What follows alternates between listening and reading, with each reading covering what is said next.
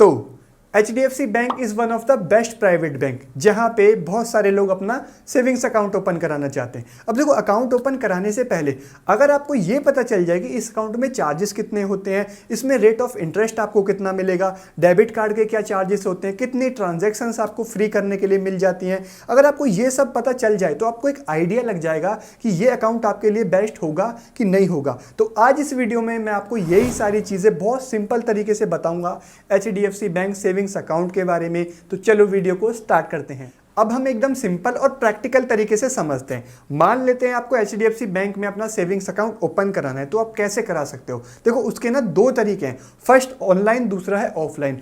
Online मतलब कि आप अपने फ़ोन में जाओ, गूगल ओपन करो, ऊपर लिखो HDFC bank savings account. First में HDFC बैंक की वेबसाइट आ जाएगी, उस पर अंदर जाके आपको अपना पैन कार्ड, आधार कार्ड चाहिए होगा, अपने मोबाइल नंबर से पूरा फॉर्म आएगा, वो फिल करोगे, आपका एड्रेस वगैरह सारी चीज़ें आपको डालनी होंगी और बाद में वीडियो KYC करवा के इंस्टेंटली आप अपना सेविंग्स अकाउंट ऑनलाइन ओपन कर सकते हो। लेकिन अगर आपको लगता है कि आप इस सब झंझट में नहीं पड़ना चाहते, आपको नहीं ऑनलाइन ओपन करना, तो आप दूसरे वाले तरीके से ओपन कर सकते हो, जो कि है ऑफलाइन। ऑफलाइन आप कैसे ओपन करोगे? आपके घर के आसपास में जो भी नज़दीकी HDFC बैंक की ब्रांच हो, आप वहाँ पे चले जाना।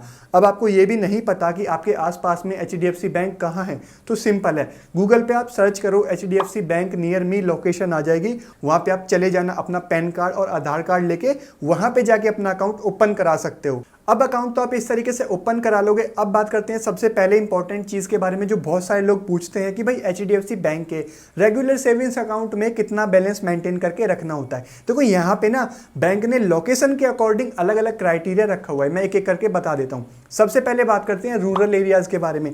अगर आप किसी गाँव में रहते हो, गाँव के किसी ब्रांच में आप अपना अकाउंट ओपन कराते हो, तो वहाँ पे 2500 का क्राइटेरिया, मतलब कि आपको 2500 रुपीज़ अपने अकाउंट में हमेशा रखने होंगे। अगर उससे कम बैलेंस आप रखोगे तो आपके ऊपर नॉन मेंटेन बैलेंस के चार्जेस लग जाएंगे।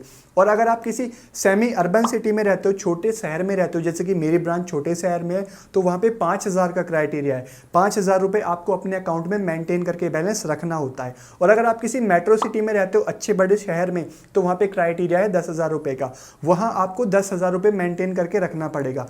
अब आपको कैसे पता चलेगा? आपको नहीं पता कि आपकी जो ब्रांच है उसमें आपको कितना बैलेंस मेंटेन करके रखना होगा। तो अगर आप ऑनलाइन ओपन करोगे तो वहाँ पे भी आपको पता चल जाएगा, आपकी जो पास में ब्रांच होगी, कि वहाँ पे कितना बैलेंस मेंटेन करना होगा। और अगर आप ऑफलाइन बैंक में जाके आप अपना अकाउंट ओपन कराते हो, तो आप उनसे पूछ लेना कि भाई इस ब्रांच में कितना बैलेंस मेंटेन करके रखना होगा। अब एक सवाल यहाँ पे आ जाता है कि ये जो क्राइटेरिया है 10,000, 5,000, 2,500 मेंटेन करने का, अगर इससे बैलेंस अगर आपका कम होगा तो क्या इंस्टेंटली आपके ऊपर ये चार्जेस लग जाएंगे?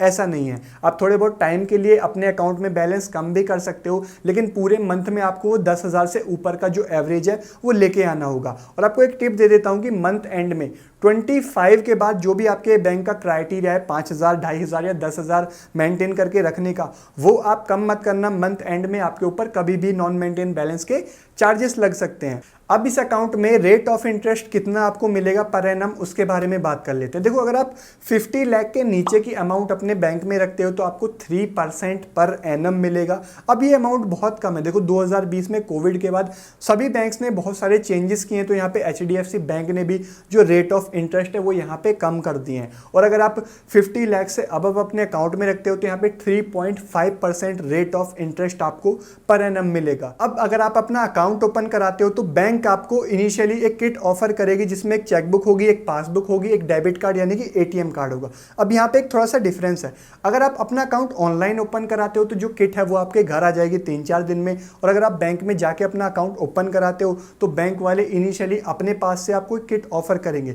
उसमें जो पासबुक मिलेगी वो आपको ब्रांच में ही प्रिंट करानी होगी। अगर आप अपना अकाउंट ऑनलाइन ओपन कराते हो तो मे बी जो पासबुक है वो प्रिंट होके आए, नहीं होके आती है तो आप ब्रांच में जाके उसको प्रिंट करा सकते हो। बात करते हैं चेकबुक की। जो आपको इनिशियली किट के साथ में चेकबुक मिलती है, उसमें 5-6 चेक्स होते हैं। अगर आप उसको यूज़ कर लेते हो तो HDFC बैंक आपको 1 साल के अंदर 25 चेक लीव्स की मतलब 25 चेक की बुक एक फ्री देता है, जिसको आप HDFC बैंक की मोबाइल बैंकिंग ऐप या HDFC की नेट बैंकिंग वेबसाइट पे जाके आप उसको इशू करा सकते हो। ये आप नहीं करना चाहते, ये आप नहीं कर सकते तो आप ब्रांच में चले जाओ, सिंपली उनको बोलो कि भाई मुझे चेकबुक चाहिए, तो वो आपकी इशू करा के दे देंगे।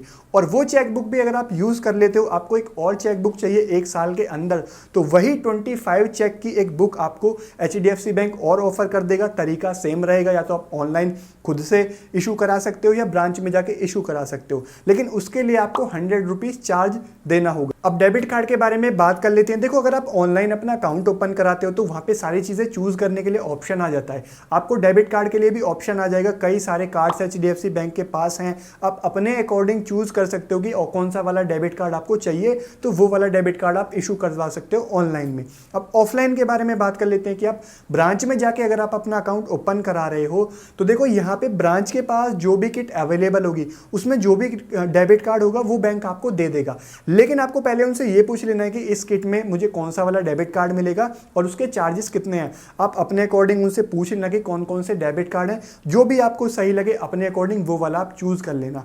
अब अगर आपको नहीं पता कि भाई कौन सा वाला डेबिट कार्ड सही रहेगा, देखो अगर आपको शॉपिंग करनी है तो Millennia debit card is best, आप ले सकते हो। उसकी 500 रुपीज़ पर एनम फीस होगी, जिसमें 18% GST भी लगेगा।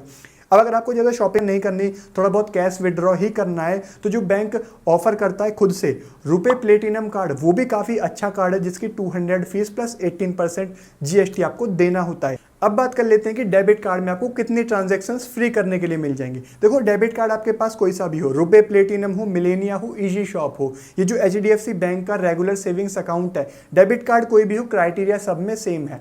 अब देखो, अगर आप HDFC बैंक का ही ATM यूज करते हो तो 1 महीने में आपको 5 फ्री ट्रांजैक्शंस मिल जाएंगे, चाहे आप कैश निकालो चाहे कुछ भी करो। और अगर आप HDFC के अलावा किसी अदर बैंक का ATM यूज करते हो और आप किसी इनमें से एक सिटी में रहते हो, यहाँ पे जो सिटीज हैं, तो आपको 3 ही ट्रांजैक्शंस फ्री करने के लिए मिलेंगी। और अगर आप इनमें से किसी सिटी में नहीं रहते हो, कोई दूसरी सिटी है, तो आपको 5 ट्रांजैक्शंस फ्री करने के लिए मिलेंगी।